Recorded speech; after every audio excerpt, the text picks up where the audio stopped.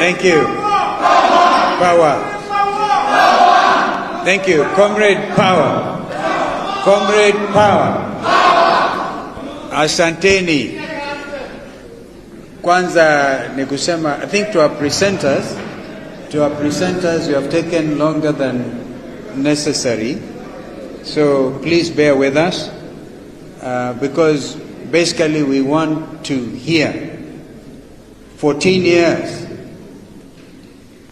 of Constitution 2010. I was privileged at Uhuru Park then, before they messed it up in recent years, to have been one of the three people who saw allegiance to this document. Number one was President Kibaki, may God rest his soul in peace. Number two was Prime Minister Raila Odinga, and I was the third to swear. This, as Babu Wino has been saying, is a living document. And today we're on a serious mission. Really very serious, sacrosanct mission. As a people, okoa katiba, okoa Kenya. So I thank the organizers for putting together this event, coming as it does at a critical time and at a place which is of historic significance, Ufungamano House. It is here at Ufungamano where the journey towards establishment of Constitution 2010 was begun. And therefore we will guard this Constitution. On our part, we will guard this Constitution with our lives, and that is what our young people have demonstrated. Article 1 of this document says all sovereign power belongs to the people of Kenya. Article 2 of the Constitution says, among other things, that this is the supreme law of the land. Any other law which is inconsistent with this Constitution is void to the extent of such inconsistency. And so that those who want to act in violation of this document may know that Kenya is not an island. Under Article 3, I believe, we said that all the international instruments, international treaties to which Kenya is a signatory form part of what one would call the law of the land. And therefore, that includes, among others, all the rights treaties, including the International Criminal Court. We are signatory to the ICC. This is why lately we have made it clear, following the Gen Z demonstrations. They were not, some have called them protests. They are not. The young people of Kenya were exercising their lawful constitutional right under Article 37 of our Constitution to petition those in authority and others. And I want to thank the international media, including the Kenyan media. The media in this country are not spared police brutality, as happened to the lady in Nakuru, working, I think, for MediaMax, who was shot and injured. And that did not even spare international media personnel. Larry Madowo of CNN. And they didn't know what they were doing, because Larry Madowo was interviewing the Gen Zs in the streets, armed only, as we have said before, with their national flag, the pride of the nation, a bottle of water, and their telephones. And I gather, even as we speak, they have even switched off Wi-Fi. Are you able to access internet? Can you imagine the type of administration we are dealing with. Imagine that this important event is even derailed. But I can tell you one thing, Mr. Ruto, you can never derail the aspirations of the Kenyan people. It is not possible. It is too late. Therefore, going forward, we will not even take this. Fortunately, the media are here. You need to tell the country, what are they afraid of? Therefore, the supreme law of the land is what has made us to gather here. Today, the second day after the 14 years of a very progressive document. Article 43 is very important as well. Article 27 on the right against discrimination. So if you discriminate our education system and you discriminate against Kenyan parents and students, imagine what psychological impact is occasioned by you being asked as you fill in that portal, eleza the mental status of your parents. Is your mother or your father depressed? Does he suffer mental illness? I saw some of those forms. What are you doing? Degrading the Kenyan personality. Well, we tell you one thing. That whole thing, band 1, band 2, band 4, is unconstitutional. It is unconstitutional. And I think our courts will declare that unconstitutional. I don't need to say I once was Minister for Education, that under President Kibaki we did what we did, declared a free primary education, made it even compulsory. It is that system of education which has produced the Gen Zs. By the way, this constitution could be in the streets. Senator Abua tells me, could also be in the streets. 14 years could also be in the streets with the Gen Zs. Therefore, we must defend the right to freedom. We have only this country that we call our motherland, and we know that men and women in this country have died in defense of freedom. And this country is now become the example in the world. The Gen Zs in Kenya are now celebrated worldwide.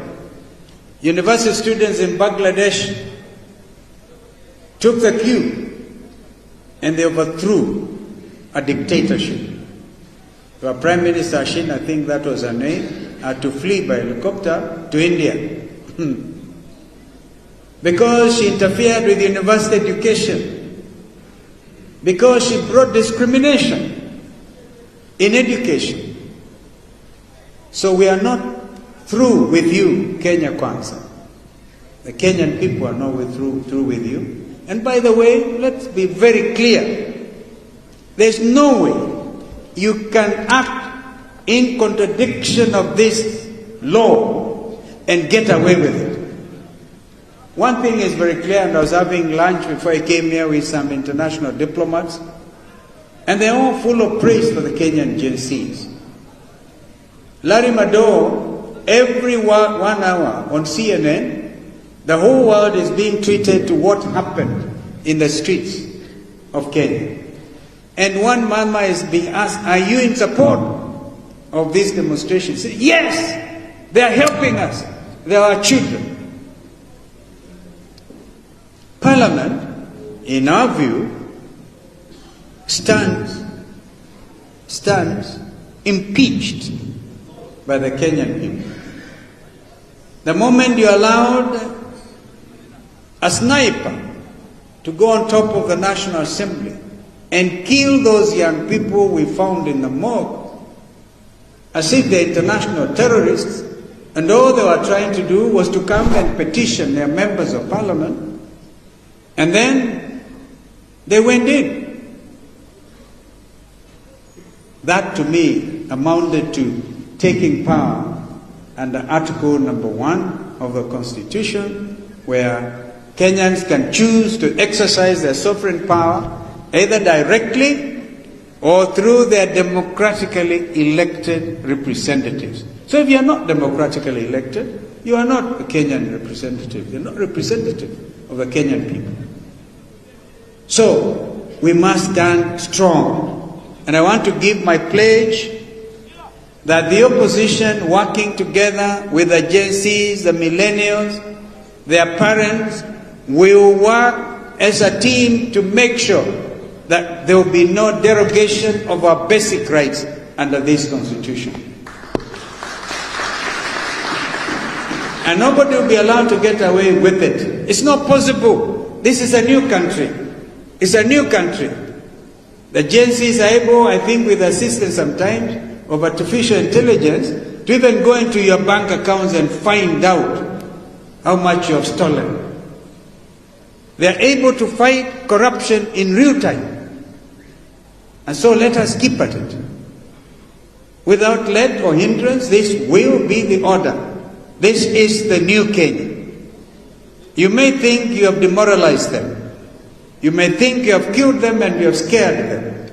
But it is not possible to kill that spirit of true liberation and national salvation. And therefore we say, Okoa Kenya, Okoa Katiba. Tuseme Okoa Katiba. Okoa Katiba. Wangapi wako tayari kuokoa katiba hii? Because this is the way to go. Comrades, power. Comrades, Ria. Comrade Babu. He will talk to you because he was here as a leader for a very long time, as a student leader, and we thank you, Babu, for standing strong. We will stand with you. We will stand with you. I just wanted to make that point clear. There's no retreat, no surrender. No retreat, no surrender. No retreat, no surrender. Because if you want to amend the Constitution, whatever it is you want to do, please look at the NADCO report. Some of it may be overtaken by time. But we want to tell you that there is no way, for example, any dictator in this country will try to say extend the life of one's leadership. Sometimes say, oh, wanataka wapeleke from 2 terms to 3 terms to no terms. Absolutely, Kenyans now know, the world knows that there is no way William Ruto can extend even by a day.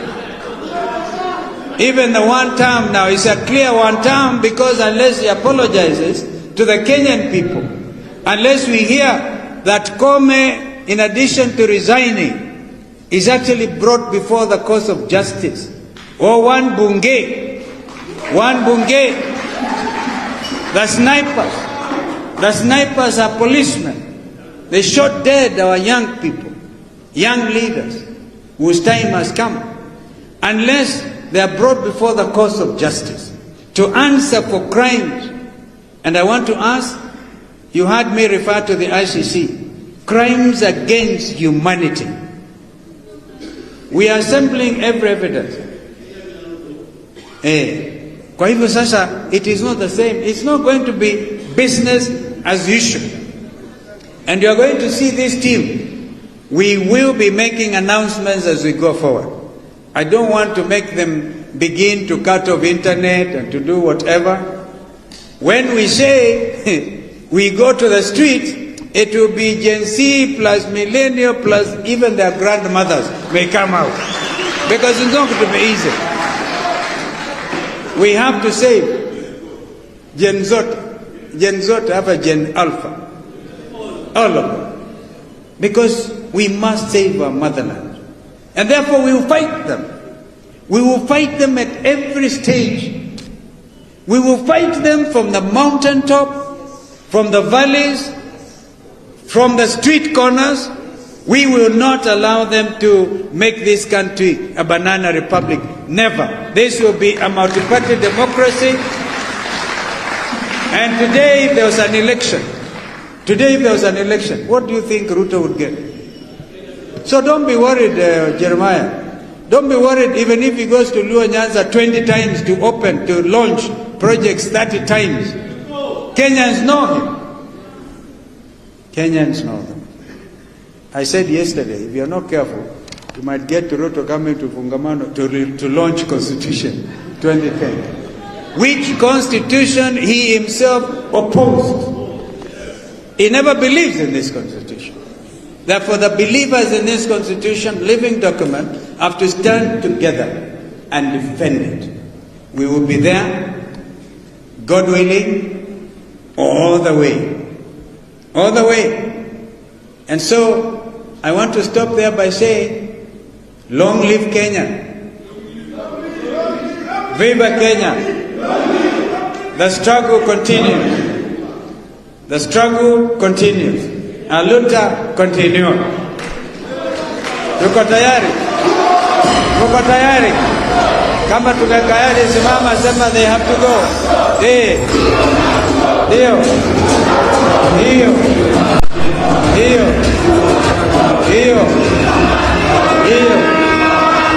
Asante. God bless. God bless Kenya. Thank you. So, I would declare, I think, yeah. When you shadow cabinet, it will be Genzote. Thank you. When I said that we'll be making announcements, the first major announcement we are going to make from Ufungamano is we are going to form a shadow cabinet. Genzote. And Gen Z is a Genzote. Mutashirikishwa. We must, when I said we'll fight these people from every corner, from every ministry, every principal secretary, whatever, right? They will be held accountable, and we work with the Gen Zs and all the generations. So this is it. Declare the official. Therefore, I am happy to declare the Kongamano here.